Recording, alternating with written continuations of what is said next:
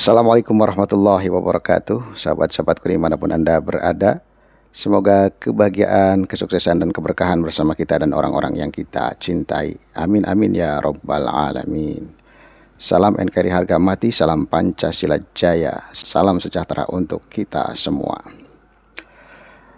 Ada penjelasan yang sangat menarik dari Kiai Haji Madudin Usman Al-Bantani terkait haplogroup dari mereka-mereka yang mengaku keturunan baginda Rasulullah Shallallahu Alaihi Wasallam.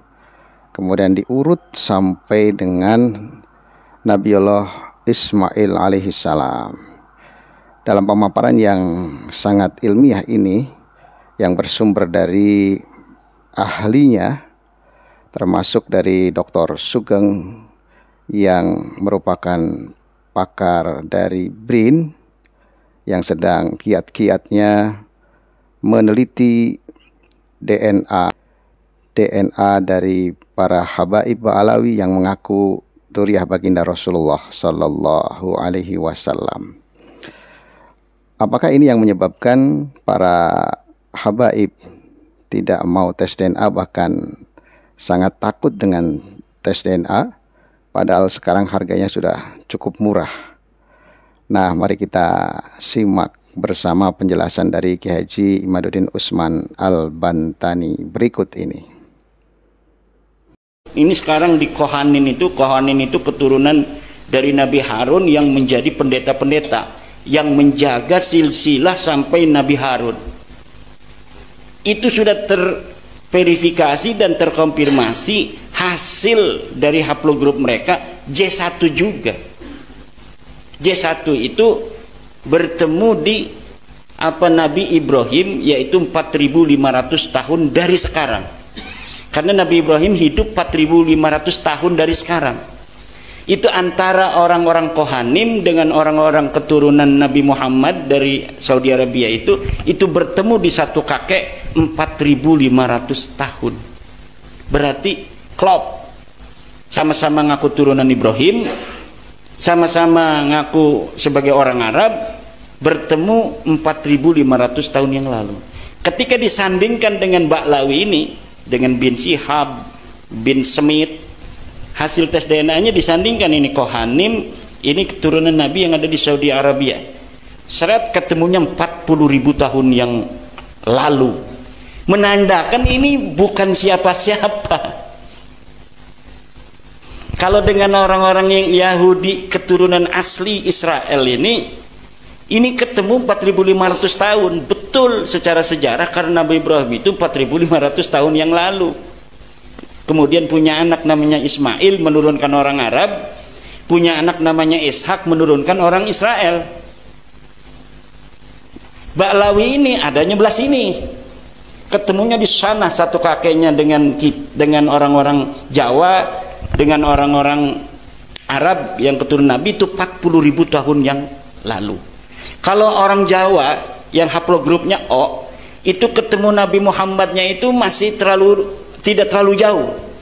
Jadi kita lebih dekat dengan Nabi Muhammad orang Jawa daripada Ba'lawi ini.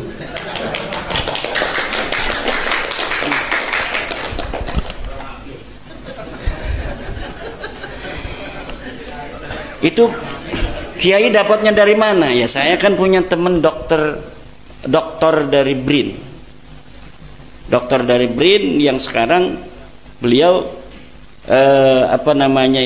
giat untuk memberi pencerahan kepada masyarakat Indonesia tentang bahwa pengakuan Ba'lawi ini secara ilmu DNA itu mustahil.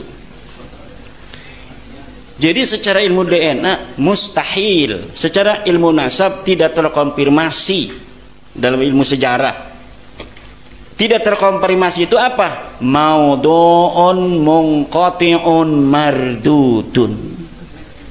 Nasab mereka itu tidak menerima. Ya silahkan, kalau tidak menerima dalilnya mana? Sampai sekarang tidak ada. Tidak ada dalilnya. Bahkan kalau mereka memberikan dalil itu yang akan memakan mereka.